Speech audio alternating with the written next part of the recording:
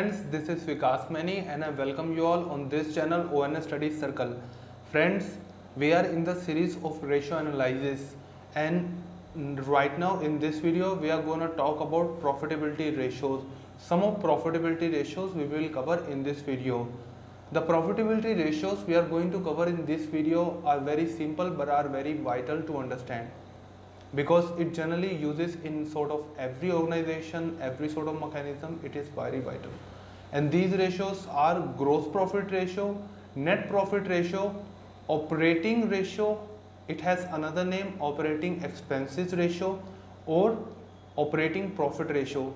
That means operating ratio, if we simply says operating ratio, that means operating expenses ratio we are talking about. But when we want to talk about operating profit, then we specifically need to mention operating profit ratio. So these four ratios we are going to talk about. But before we talk about profitability ratios, we need to first understand the mechanism of income statement. So let's get started to understand the format of income statement, and after this the understanding regarding profitability ratios we are going to talk about in this video would become very easy. So let's start it. Before starting this video, I would like to request that you please subscribe this channel and press the bell icon. Income statement.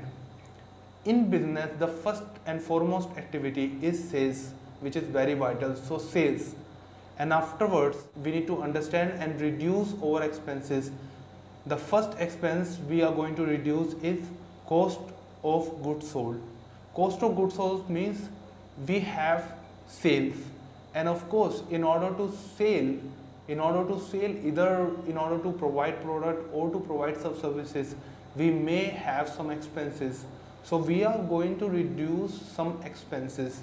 The first expenses is how much expense are directly associated with in order to prepare a product, because there are some direct expenses or indirect expenses. So we are going to talk about all direct expenses in order to prepare product, and that is we call it as cost of goods sold. That means the cost of all direct expenses in order to prepare a product. So sales minus cost of goods sold, we will have gross profit, and then we need to reduce office and administration expenses and selling and distribution expenses. These are the expenses, office expenses and selling and distribution expenses. These are the expenses not associated with in order to prepare a product, but in order to operate a business. These are very vital, so we will call it as operating expenses. Once we reduce operating expenses, we will have operating profit, and out of operating profit we need to reduce non-operating expenses and we need to add non-operating income. Thereafter we will have profit. But what type of profit we will have? We have not paid tax, we have not paid interest, we have not even distributed dividend as well. So this type of profit is profit before interest and tax. But it's better if we call it as profit before interest, tax and dividend. But generally in general term it is to be said as profit before interest and tax. Now out of interest, tax and dividend, what particular thing will come first and what particular thing will come second? We can reduce the interest and show it as our expense, and that means we do not need to pay tax on our expenses. So we will first reduce interest, thereafter we will have profit before tax, and then we will reduce the tax. Based on the percentage we will reduce the tax, so we will have profit after tax. Profit after tax, we have paid interest, we have paid taxes, now we have profit, and the profit, that particular profit belongs to shareholder. Shareholder in general are of two types, equity or preference. Preference, as its name says, they will get preference when it comes to distribution of profits. So we will first reduce profits for preference share. That means dividend for preference share. Once we reduce dividend from preference share, we will have profit for equity. And equity shareholders are basically a real investors who take the risk in business. Their ratio is not fixed. They can even earn higher or even earn lower, depends upon the growth rate of business. So profit for equity, they earn some dividend, they get some dividend out of profit. Thereafter, the remaining amount we will call it as retained earning. Why retained earning is essential? Because future is uncertain. In order to face up the uncertainties, they must have some profits as reserved. So we will call it as retained earning. So the whole mechanism of income statement is sales, reduce cost of goods sold, you will have gross profit, and reduce operating expenses. Operating expenses are office and selling and distribution. We will have profit before interest tax. Reduce interest, you will have profit before tax. Reduce tax, you will have profit after tax. Now it comes to distribution. First we will give preference share, dividend to preference share, we will have profit for equity. Thereafter we will reduce dividend for equity. Thereafter we will have retained earning. So dividend for equity or profit for equity, if we reduce equity share, number of equity shares, we will have EPS, earning per share. Now let us understand the profitability ratios. Gross profit ratio, net profit ratio, operating ratio or operating expenses ratio, and the last one is operating profit ratio. The first thing we need to understand, we know the one thing: gross profit, net profit, operating expenses and operating profit. But the second factor is missing. So in business, if the second factor is missing, so we need to pick the very best factor we can, because if you are not bound to pick a particular factor, what would you do?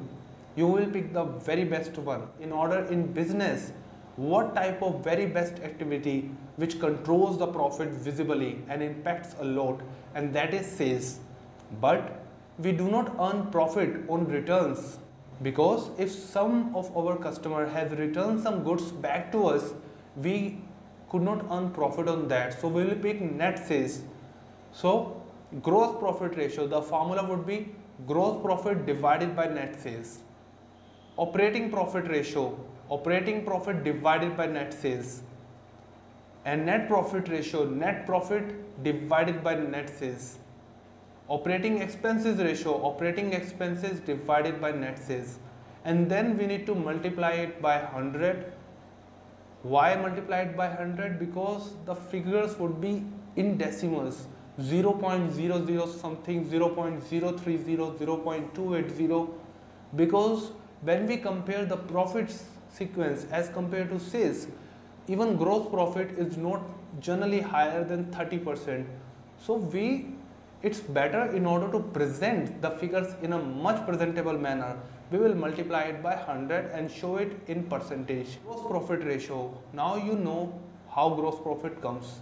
Sales minus cost of goods sold, you will have gross profit. But in a situation, if you need to figure out gross profit ratio, but you have profit before interest and tax, how would you get gross profit ratio?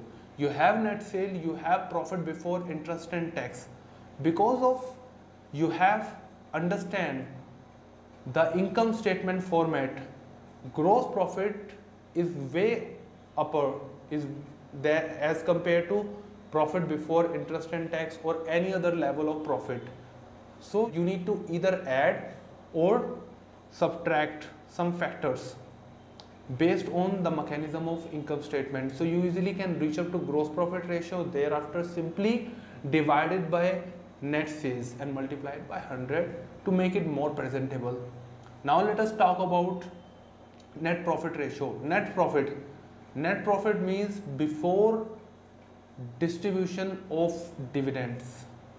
we have paid the interest, we have paid the taxes, that is our net profit. That means there is no liability. The shareholders will further enjoy the profits. So the profit they are enjoying, of course, that portion is also a profit. So we will call it as net profit. That means profit after taxes is net profit. So you have net profit, you have net sales, but in a situation you have gross sales.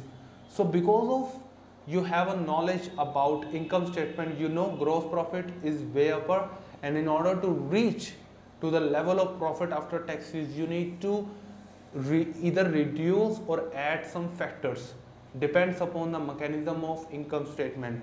So that's how you also can drive your formula, make your formula, because in business the formula is not fixed. In some situation you may have only profit after taxes, and then you need to figure out how to figure gross profit ratio. So what are the factors you need to either add or subtract? You must have a knowledge about it, and in order to have a knowledge, you need to first understand the income statement. So that was our concern, friends. Thanks for